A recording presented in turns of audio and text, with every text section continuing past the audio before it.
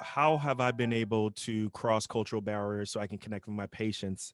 The way how I've been able to do that is really, you know, the way in which this occurs. This is a really tough question, right? Because there's so many different ways that you can do this, right? And there's so many different competencies that you can have. And I think as a physician, or I just think in general, you got to choose something that you're really good at and hone in on that, right? The main issue with medicine, particularly with minorities, is lack of representation. And lack of representation manifests in so many different ways. If you don't have enough doctors, then there's certain assumptions that other doctors who are not minority will make about their patients, right? And then if there are not enough minority doctors, then they can't speak up for minority patients also, right? So it's a problem, right? So it's a reason why, like, yes, help, hypertension that occurs in black and white people for the most part are treated the same.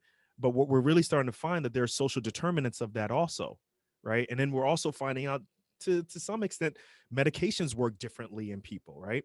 We also found out that there was a study years ago that showed that there was a medical school where medical students came in, got surveyed, and some of them thought that the skin of black people were thicker than white people. And the way how that manifests is that they can take pain more than other people. So they get pain medications less. Or the thought process is that, hey, well, maybe there's a higher chance of addiction within black people or minority populations. Let's not give them opioid medications. See where I'm going with this? So for me, what I find, what my mission is I just double down on my podcast, right? Which is communicating with people, making it easier and more ubiquitous to say, hey, listen, this is how I talk. I talk just like you. And there's nothing wrong with that. I got it. I got my DO degree. I got my MBA degree, but I can sit down and talk to you about issues that occur in trauma surgery and appendicitis and all these different things, high blood pressure, just the same way that you can understand it. And I try to make it as easy as possible to understand.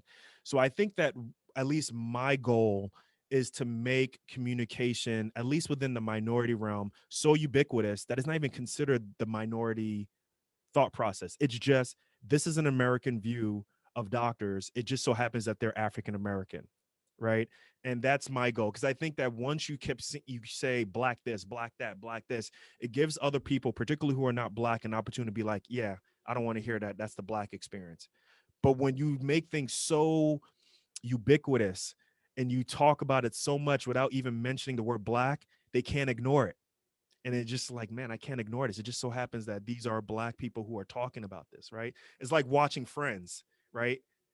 But then watching Living Single, right? Living Single is exactly Friends. Friends is exactly Living Single. It just so happened that Living Single is an all black cast. But I personally enjoy Living Single, right? That's what I want to do with my podcast. That's what I want to do with eventually with other podcasts and other forms of media, is just look, like, this is how we talk. This is how we communicate. This is how doctors do things.